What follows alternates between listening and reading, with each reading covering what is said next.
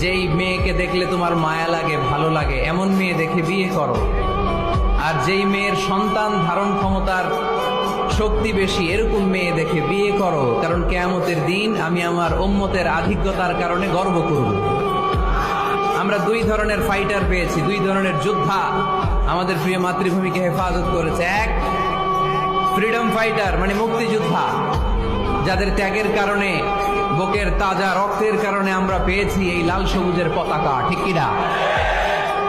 আরেকটা ফাইটার আছে, তাদের নাম হচ্ছে রেমিটেন্স ফাইটার, মানে রেমিটেন্স যোদ্ধা।